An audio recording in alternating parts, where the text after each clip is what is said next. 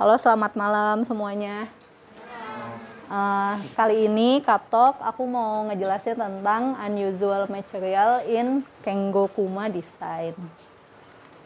Nah, kita udah pada tahu ya Kengo-kuma itu siapa. Jadi Kengo-kuma ini, bapak ini, dia itu adalah arsitek Jepang yang punya tujuan bahwa kalau sebagai arsitek kita tuh harus membangun lingkungan sekitar tanpa bermaksud untuk mendominasi mereka. Jadi maksudnya itu kalau ngebangun sesuatu tuh kita nggak bikin lingkungan sekitarnya tuh jadi terintimidasi sama karya arsiteknya gitu. Nah, terus ini desain-desain Kengo-kuma. Jadi desain-desainnya itu rata-rata meminimalisasi penggunaan konkrit atau beton. Dan daripada itu dia lebih suka pakai bahan-bahan material lokal dan natural resources kayak batu dan kayu. Ini kan bisa dilihat ya, contoh-contoh proyeknya tuh beneran kelihatannya tuh kayu gitu. Emang menghindari penggunaan berlebihan pada beton gitu. Dengan menggunakan material lokal, rata-rata bangunan dia ini punya massa bentuknya tuh kayak garis gitu. Karena material lokal kan rata-rata pendek gitu kan, kecil-kecil. Kalau beton kan bisa masif gitu, kalau baja juga bisa panjang. Nah kalau material lokal potong-potong gitu kecil-kecil, akhirnya massa yang terbentuk adalah massa yang banyak garisnya atau banyak dotnya gitu, kayak contoh-contoh proyek ini gitu. Kengo-kuma ini nggak sengetop Tadao Ando dan siapa lagi si Gero Uban gitu, dan arsitek-arsitek Jepang lainnya, mungkin karena dia itu gayanya lebih ke menggunakan material yang ada di tempat itu sendiri gitu. Jadi kita baru dengar Kengo-kuma kan kayak setelah kita jadi arsitek gitu. Sedangkan Tadao Ando dan yang lain-lain tuh lebih terkenal di kalangan awam. Berikut adalah beberapa material yang tidak biasa yang ada di desainnya Kengo-kuma. Yang pertama, dia punya panel kaca, glass panel as an animated lattice. Maksudnya panel kaca yang digunakan sebagai kisi-kisi yang membentuk sebuah animasi gitu. Ini lokasinya ada di Frank Marcel Gallery of Contemporary Art dan dibangun pada tahun 2013, yaitu adanya di Perancis di kota Marseille. Kurang lebih bentuk fasadnya tuh bermain kayak gini nih. Nah, ini aslinya. Jadi bangunannya tuh sebenarnya hanya persegi panjang, tapi dia mainin di fasad dengan menggunakan panel-panel kaca. Jadi bangunan Frank Marcel ini adalah versi 3D dari sebuah tulisan yang judulnya adalah Museum Without Wall oleh André Malraux, yaitu seorang penulis dan politisi Perancis yang terkenal. Nah, kayak gini nih detailnya. Jadi bangunannya sih membentuk persegi panjang, tapi dia bikin detail fasad dari kaca tempered dan laminated. Terus warnanya beda-beda, ditaruhnya juga berbeda-beda sudut gitu. Terus dihubungkannya pakai besi galvanis. Si panel kaca yang tempered dan laminated ini dia ngebentuk sebuah bentuk yang movement dan menjadi identitas bangunan ini sendiri gitu. Bangunan ini kan kita tahu ya kalau di Perancis tuh bangunan-bangunan rata-rata klasik kayak gitu. Nah, dengan adanya museum yang berbentuk kontemporer gini, ceritanya si Kengo-kuma tuh mau mengajak masyarakat Perancis untuk melek gitu sama gaya kontemporer. Terus yang kedua, dia ada material namanya wooden board yang dia gunakan sebagai playground. Wooden board itu papan kayu gitu. Papan kayu. Contohnya ada di Tawada Community Plaza pada tahun 2014 terbangunnya. Jadi Tawada Community Plaza itu adalah sebuah community center di sebuah perumahan. Jadi tempat ini bisa dipakai secara bebas oleh penghuni-penghuni komplek Tawada itu. Jadi panel-panel kayunya dia potong, dia lem, dan dia segala macemin supaya bisa kebentuk kontur yang cantik kayak gini, terus mulus dan aman gitu buat anak-anak. Kalau dilihat ini ujung-ujungnya dia filet-filet, jadi anak-anak main tuh beneran bebas, tapi dia bisa mempelajari tekstur kayu, dia bisa menemukan sesuatu yang curam, yang tinggi gitu.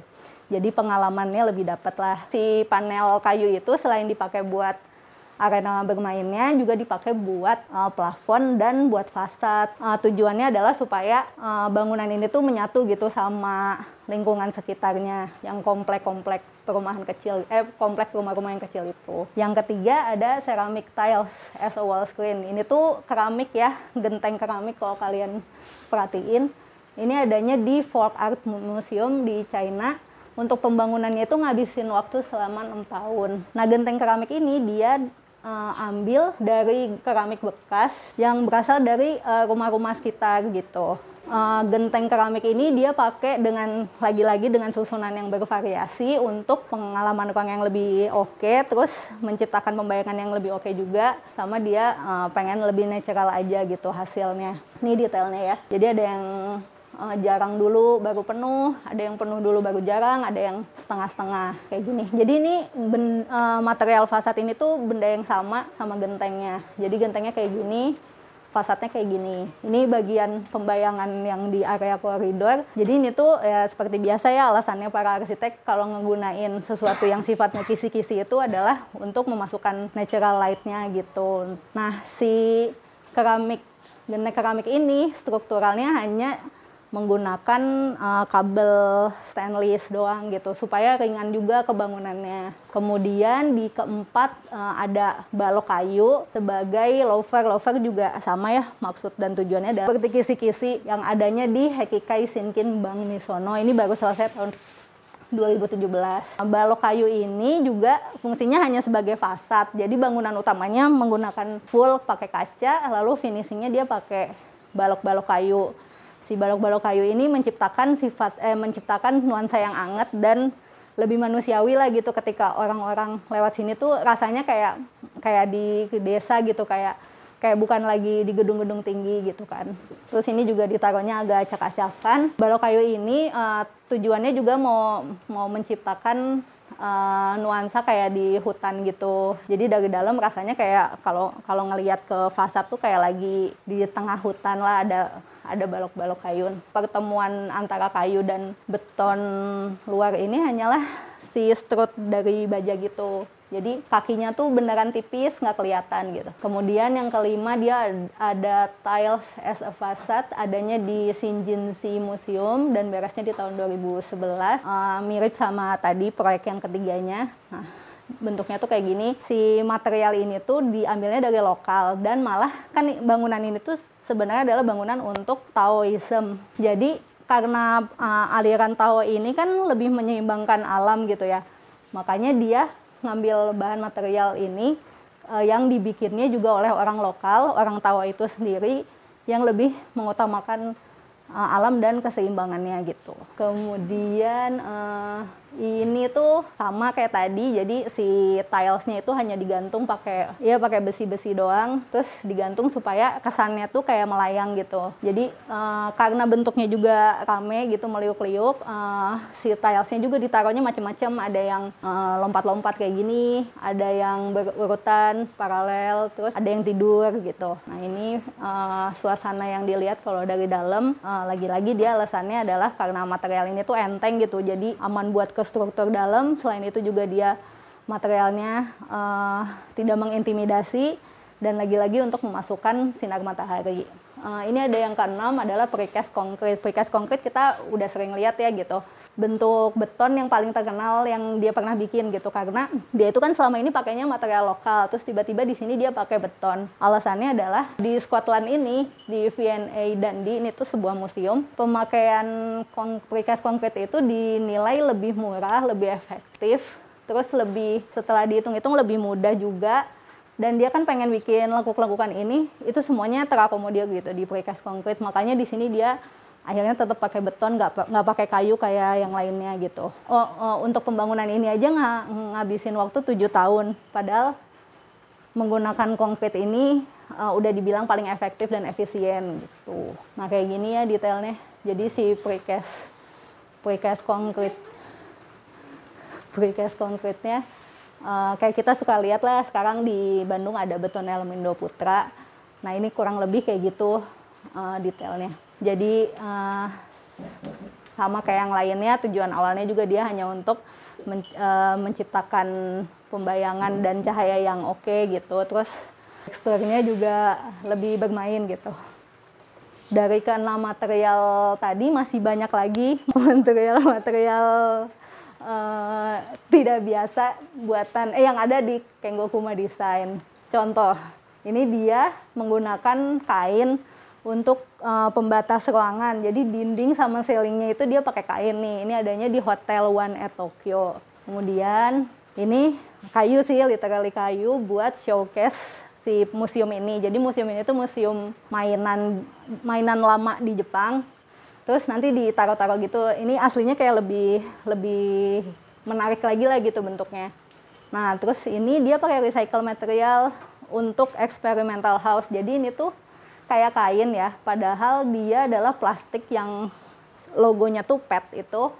Terus di recycle entah gimana caranya, terus akhirnya bisa nih dijadiin material sebagai dinding dan atap bangunan. Lalu ini zinkalum seng dan veneer laminated ada di McDonald Public Facility Complex. Ini kelihatan kan yang ini nih mainannya. Dan lagi-lagi material dia itu membentuk garis gitu. Nah, kemudian di Mont Blanc Base Camp dia pakai kayu raw yang ada di sana gitu untuk jadi cladding rumahnya. Ini kayu-kayunya. Nah, ini juga unik, dia pakai expanded metal panel tuh kayak wire mesh yang suka jadi railing, tapi dia pakai paper pulp untuk pengisinya gitu. Nah, ini dijadiin dinding juga sama dijadiin atap. Yang terakhir dia pakai steel mesh untuk planter box yang akhirnya jadi fasad bangunan dia. Kemudian ada fabric tuh kain juga. Terus dia pakai nih buat dinding lagi dan buat plafon. Jadi beberapa material yang sifatnya agak kurang kokoh dia hanya berani pakai buat di dinding dan di plafon. Ada satu lagi nih straw gitu. Oh, ada lagi aluminium grating panel nih, beneran pakai grating tuh ini ya yang buat selokan. Nah, ini dia pakai di sini di fasad. Nah, jadi kalau misalnya kesimpulannya, kalau misalnya kita tahu Tadao Ando sama bentuk konkret minimalismenya, Kuma itu terkenal sama tujuan dia membawa kontemporer dengan menggunakan material yang natural dan material yang lokal kayak batu, kayak plester kasar, terus kayak kertas, kayak kayu, ini cedar dan bambu. Ya, sekian. Terima kasih.